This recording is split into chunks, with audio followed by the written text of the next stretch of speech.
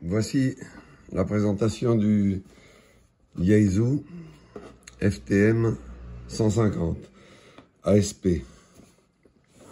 Il s'agit donc d'un poste mobile bibande. Dans la boîte, vous trouvez le manuel d'utilisation qui sera en français. Vous avez le micro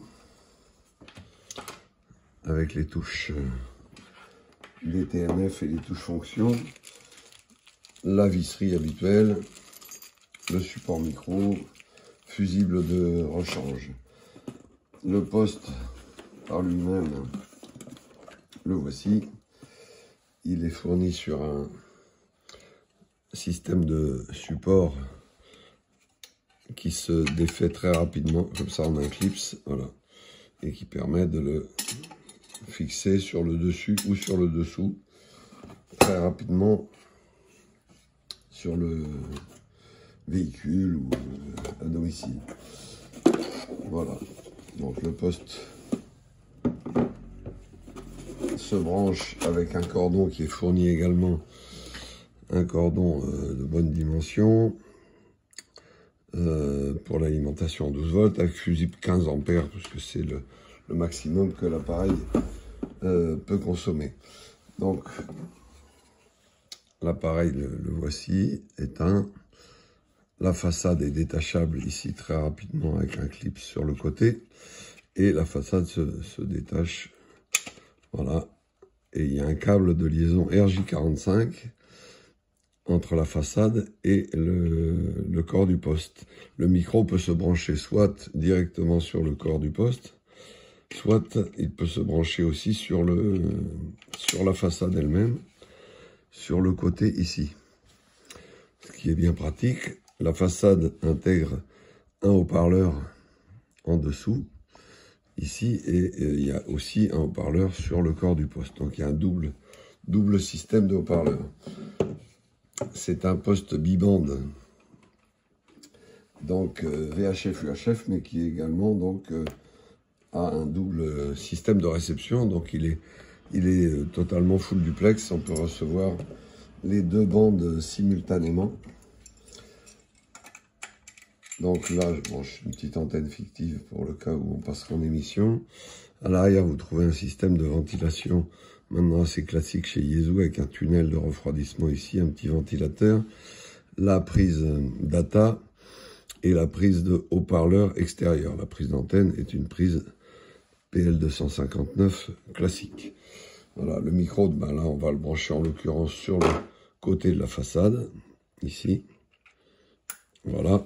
C'est le plus pratique. Et le poste s'allume sur le dessus, sur la touche rouge ici, en restant appuyé dessus. Et le poste s'allume comme cela. Voilà, donc c'est double commande puisque c'est un biband, donc double affichage, double commande. Donc là, vous commandez la fréquence de droite. Là, vous commandez la fréquence de gauche. Le volume ici, le squelch si vous appuyez dessus, là c'est le squelch que vous réglez, et si vous êtes en mode normal, c'est le volume que vous réglez, avec un bar graphe qui affiche l'évolution du niveau. Et côté droit de l'appareil, ben, c'est exactement symétrique, le volume se règle ici, le squelch se règle ici également, pour la partie droite. Voilà, hop, on revient en mode volume. Sur le dessus de l'appareil, vous avez les touches de fonction. Vous avez accès au menu détaillé avec la touche fonction en restant appuyé dessus. Et la touche en appui court fait un retour. Voilà. Les fonctions mémoire, les fonctions de programme. Le bandscope que vous pouvez afficher en restant appuyé sur le bouton ici. Là, vous changez les bandes. Et si vous restez appuyé dessus, hop, il vous affiche un bandscope en dessous du bar graphe, il vous affiche un bandscope avec les sortes d'analyseurs de spectre de part et d'autre de la fréquence centrale. Et la fameuse touche SDX, là, dont on parlera beaucoup plus longuement sur une autre vidéo ou en fin de vidéo. C'est un système qui permet d'éliminer considérablement le souffle, puisque même squelch ouvert, on a pratiquement plus de souffle, alors que le squash est complètement ouvert. Et on reçoit quand même, évidemment, les intervenants de façon très correcte. Alors, hop, je vais remettre un niveau de squash ici, voilà.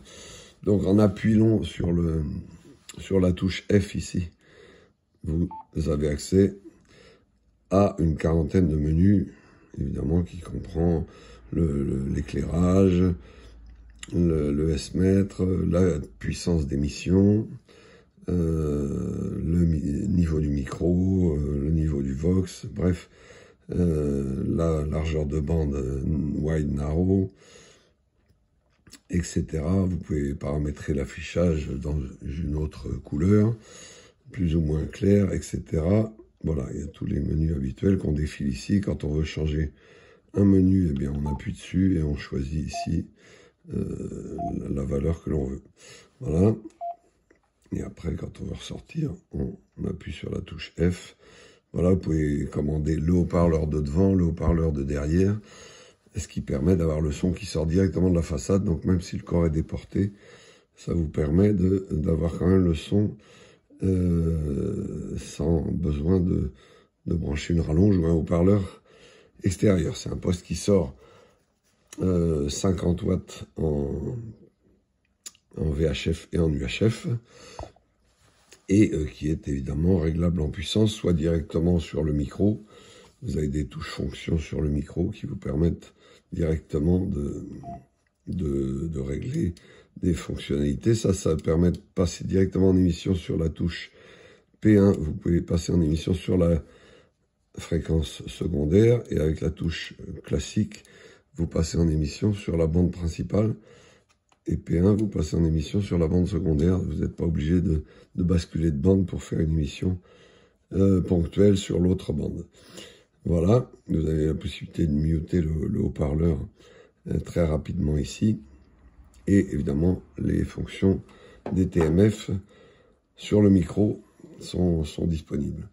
La puissance, oui, se règle sur la touche P3 par défaut, et on a donc 3 niveaux de puissance: faible, moyenne, mid, et high pour la puissance maximum.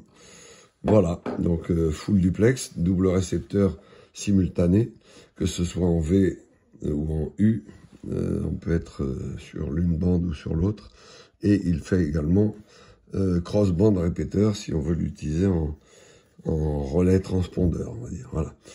Et voilà, c'est un appareil très très haut de gamme, et surtout le système ASP dont on a déjà fait la démonstration, qui permet vraiment une qualité audio sur les signaux très faibles, de ressortir l'audio du bruit de fond. Voilà, vous verrez la démonstration du système ASP, notamment de ce poste-là comme les autres, sur notre chaîne YouTube. Et pour le reste et l'actualité des produits, eh bien, vous retrouverez tout ce qu'il faut sur le site internet www.gotechnique.com.